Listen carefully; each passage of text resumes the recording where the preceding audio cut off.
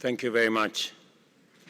Your Excellency Azali Osmani, President of the Union of Comoros and the Chair of Africa Union, Your Excellencies, Heads of State and Government, Your Excellency Mr. Musa Faki Mahamat, the Chairman of the Africa Union Commission, Your Excellency Isufu Mahamadou, Champion of the SCFTA and former President of Niger, Your Excellency Amina Mohammed, Deputy Secretary General of the United Nations, heads of organs and institutions of the Africa Union, regional economic communities and regional mechanisms, honorable ministers, the Honorable Anwai Guru, Chairperson of Council of Governors, the Honorable Johnson Sakaja, the Governor of the City of Nairobi, honorable members of Parliament, Excellencies, ladies and gentlemen.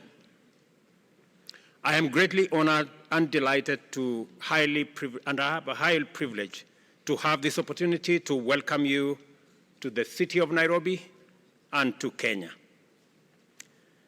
The opportunity to host this summit and your visit to our country does a tremendous honor to our nation.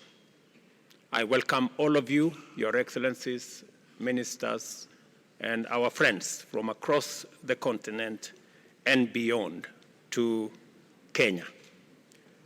Let me just give you one or two tips about Kenya. First, around the city of Nairobi, it is a city that has a canopy of very green on one side and also a national park in the city. In the national park, which is maybe 10, 15 minutes from your hotel room, we have wildlife, lions and all manner of wildlife. We have tried to fence, but sometimes, as you know, wild animals, they break away from the fence. So if you take time to walk around the city of Nairobi and you meet a lion, please be careful because they are wild. We try to keep them inside. Secondly, let me also welcome you to Nairobi, to Kenya, and to give you some information that scientists, and I am one of them, have proven that the earliest remains of man are in Kenya. And therefore, for those of you who know the history of humankind, this is where humanity began. And so while you are here and you feel at home, it is because you truly are at home. So, and I want to give you my commitment that as the people of Kenya, we are having a national conversation as to whether we should have any visa for anybody coming home. So next time, next time you come to Nairobi, you might not need a visa. Excellencies, it is difficult to overstate the fundamental importance of this summit and the momentous consequence of the transformative business we have assembled here to transact. You will recall that as a continental political community, we resolved unanimously to pursue the integration agenda with greater vigor and focus. This commitment was underscored by the decision to formulate a suitable framework to effectively coordinate the diverse efforts undertaken through our 8 regional economic communities and various mechanisms that is part of the ecosystem of the AU. It is evident from the variety of activity, enhanced efficacy, and viability of AU's agenda and the undeniable increase of the AU Commission's administrative capacity and overall vigor of the regional and Pan-African integration efforts that the AU's commitment was earnest, accompanied by demonstrable political will and a focused and effective implementation strategy. We are a busy continent that is going places. The young, clean, green continent of the future, and we are determined to lead our march into this future as a united, empowered contributor of sustainable solutions for global problems. We are reasoning together, generating effective solutions together, implementing them together, facing our challenges head-on together, making progress and getting results. This is what has brought Africa's implementation leadership to Nairobi, and the sum total of the agenda of the 5th Mid-Year Summit, which is this meeting. For this, I want to celebrate all of you who are here today, not just for making time to be here, but also for the work you do every day in taking the Pan-African Unity Project forward. For this is what the integration agenda is all about. Whether we are talking about regional economic communities or mechanisms or the broader continental effort, the unity of African people is our primary goal. I commend His Excellency President Abdel Fattah al-Sisi, President of the Arab Republic of Egypt, for successfully chairing the Heads of State and Government's Orientation Committee, which has effectively steered AUDA-NEPAD in its momentous breakthrough in achieving the Agenda 2063 aspiration of consolidating regional and continental integration. I also thank President el-Sisi for successfully hosting the African COP, or the Implementation COP as it was called, the last conference of state parties to the United Nations Framework Convention on Climate Change at Sharm el-Sheikh in Egypt. In November last year, it was at this COP that Africa firmly revealed to the world a new determination to project a clear, forceful, and united voice and claim its opportunity to contribute to resolving humanity's most serious existential threat, that is climate change. I salute with gratitude His Excellency President Ali Bongo Ondimba, President of the Republic of Gabon, in his capacity as the chair of the Economic Community of Central African States, for the progress he has made in stewarding collaboration among regional economic communities under the Inter-Reg Cooperation Initiative. As a result, the ECAS and the Economic Commission of Western Africa States has made significant strides in strengthening maritime security cooperation.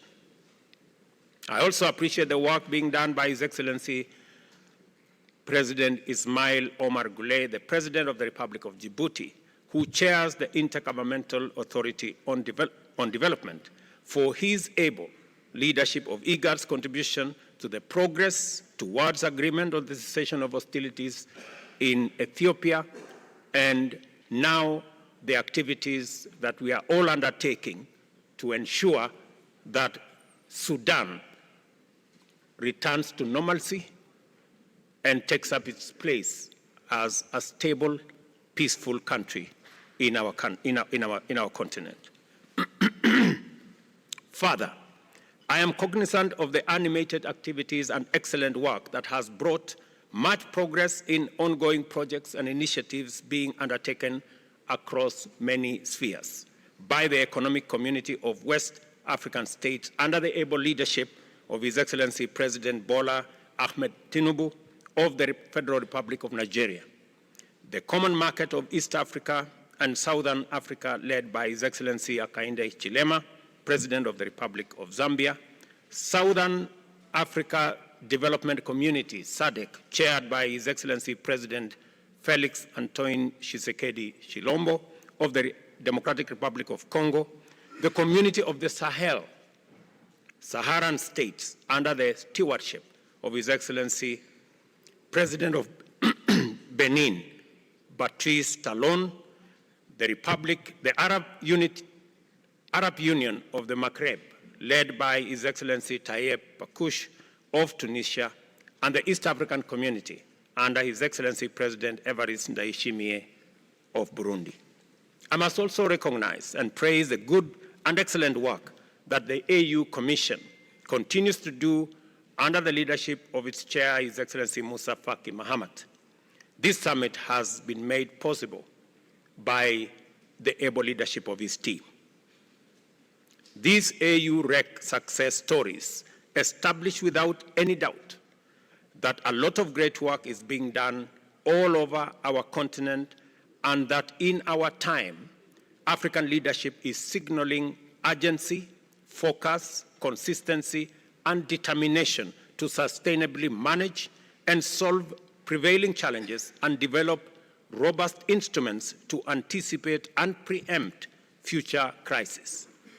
With such commitment, we now have confidence to pursue sustainable development and shared prosperity, and expect that Agenda 2063 is now firmly on course. The most compelling signal that African integration is unstoppable and that it will open doors for unprecedented socio-economic transformation is the progress we have made in implementing the Africa Continental Free Trade Area. We must all be proud of this magnificent project, an historic achievement by and for ourselves, whose positive effects will reverberate throughout the world for a long time to come. I am not exaggerating. Let us consider the bare facts of the matter. This single mechanism has inaugurated the world's largest free trade area. Under it, 54 countries have agreed to create a single market with a population of 1.4 billion people and a GDP of US $3.4 trillion. The free trade area is projected to lift 30 million people out of extreme poverty and boost incomes by 7%, or US $450 billion by 2035. As I have had occasion to remark before elsewhere, this is the magnitude of what typical Pan-African collective action can achieve, and we are only getting started. The progress we have, the progress we have made by collaborating with unprecedented firmness of purpose in different domains, including peace and security, regional integration, investment, trade and development, and climate change, is of tremendous and positive transformative significance for us collectively. Agenda 2063 is our blueprint to deliver the Pan-African vision of an integrated, prosperous, and peaceful Africa driven by its own citizens, representing a dynamic force in the international arena. Therefore, it is more critical now than ever before that we marshal our collective consciousness, willpower, solidarity, and unity to fulfill our fundamental generational mandate of introducing Africa as a new global power, ready and able to provide leadership towards a new industrial age that shall simultaneously usher in an era of inclusive development, shared prosperity, and effective climate action. We must therefore capitalize on the institutional reform momentum at the Africa Union to pursue the complete development of effective capacity to deliver Pan-African transformation. To do this, self-reliance, ladies and gentlemen, is essential, and a fit-for-purpose institutional architecture is indispensable at the AU. At the moment, over 60% of our program's budget is financed by partners. The demands of our challenging time require an AU that can pursue multiple urgent and critical interventions using internally mobilized resources. The Pan-African movement has always been about sovereignty and agency, first and foremost. Chronic dependence, even on well-meaning partners, is starkly inconsistent with the aspiration of independence, sovereignty, and urgency. And I therefore believe that we must take seriously the recommendations that have been made towards making our organization an organization that stands on its feet and an organization that is funded by us. This is why we must make progress in exploring, developing, and implementing solutions like the Kigali Decision, AU Decision 605 of 2016. Similarly, you may want to know that that decision has now been implemented by 17 countries. We need to persuade all our other brothers and sisters in the other countries to come on board so that we can do the responsible thing and fund our own organization. Similarly, it is time to free up the African Union from structural and organizational constraints, including duplication and other inefficiencies, thereby facilitating it to be effective on a greater scale. As a starting point, defining the roles and functions of different organs and instruments more clearly is unavoidable. The coordination, administrative, and implementation mandate of the Commission, the legislative and oversight function of a strong Pan-African Parliament, and the political leadership, ownership, and broad policy direction of the Council all need to be reflected more clearly through rational structural delineation. I hope, it's my prayer, colleagues, ladies and gentlemen, that we finally make the right decision and build an organization that is fit for purpose, that has the requisite finances, the needed voice, and the leadership that can project Africa's position much more clearly with a strong voice so that we can take our place in the community of nations. COP27 was a turning point of tremendous magnitude because it brought home to the peoples of Africa the imperative to reconfigure our model of engagement with global and multilateral frameworks in general, and the urgency of projecting a new place, role, and voice to define Africa's contribution to global development and climate action. As we reflect and deliberate upon President El-Sisi's account of his commendable use of COP27 to facilitate the emergence of a fresh Afrocentric perspective to climate change, it is vital that we resolve to do even better and go much further at the forthcoming COP28 by taking on board a more robust position and proposing a transformed and inclusive global approach to tackling the climate change crisis. This is why it is important for us to pay special attention to the Africa Climate Summit, the first ever in our continent under the AU, which will take place here in Nairobi between September 4th and 6th. The summit, coming after the Paris summit where greater clarity emerged, will be a critical opportunity for us to accelerate global energy transition and deliver African solutions to the COP28 in Dubai, the United Arab Emirates. When we return to Nairobi in September, therefore, our sole business will be to mobilize and converge around a common position and advocate for global alignment on a green growth agenda complemented by a transformative global climate finance compact. Your participation in this summit must therefore anticipate your stronger participation in the Africa Climate Summit. And ladies and gentlemen, as we come to that summit, there are two very important things that as a continent we must harmonize, consolidate, and package our collective position.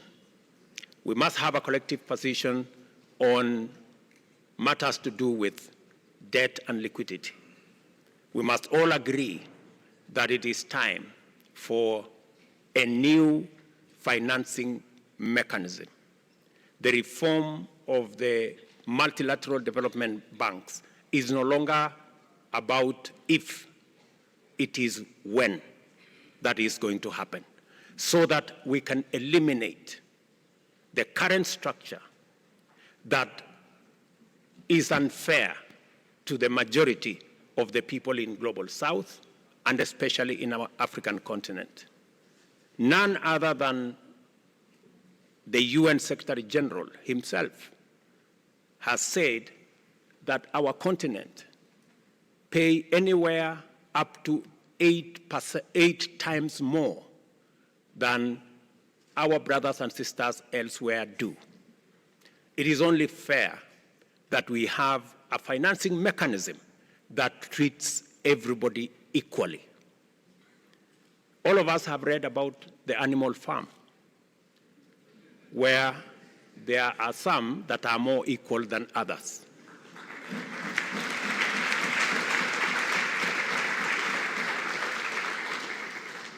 Our position is that we don't live in the animal farm, that we treat each other, and all of us are treated by a financial system equally.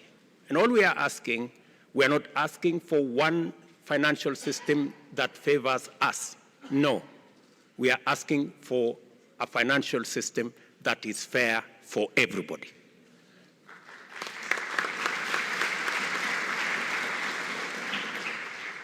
Part of the challenges we have of liquidity, part of the challenges we have in debt distress is actually caused by an unfair financial architecture that makes us pay interest more than others.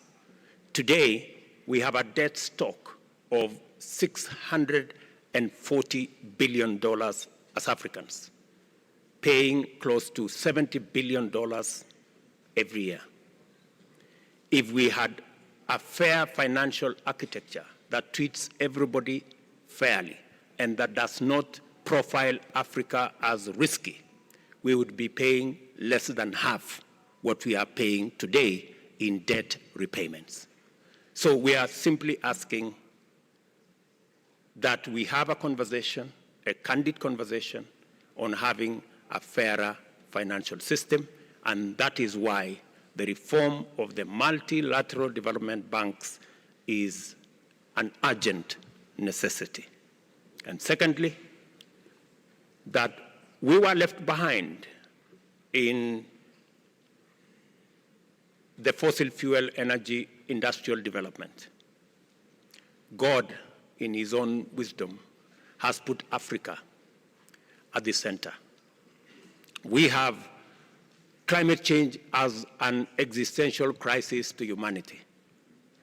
But also, we have green energy, which we have renewable energy, which we have in plenty, as a development imperative to be able to go into the future. That puts us at the center of the solution of the crisis of climate change.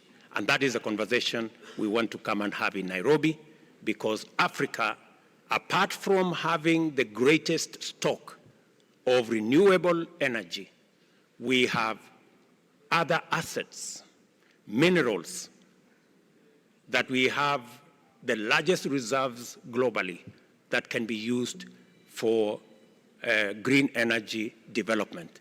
We have the largest reserves of uncultivated arable land that can drive, according to Adesina, my brother, we can increase grain in our globally by up to 100%, maybe even 200%.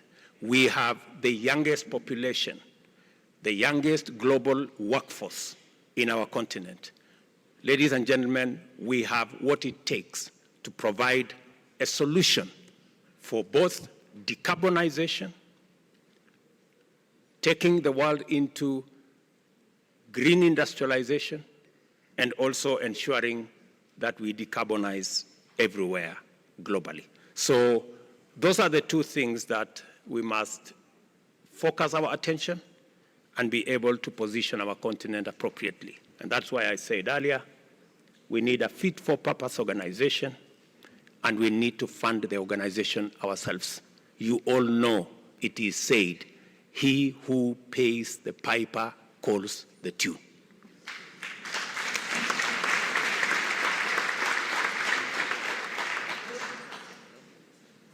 When you return to Nairobi, therefore, in September, our sole business will be to mobilize and converge our common position and advocate for global alignment, as I have said, that puts Africa at the center. I take this opportunity to once more appreciate the indispensable contribution made by the AU Commission and the leadership of its chair to all arrangements and the tremendous logistical undertaking required to prepare a successful summit. It is because of this partnership with the Commission that we have made progress in laying ground for an event that will give our continent a platform from which to launch its agenda into the global discourse.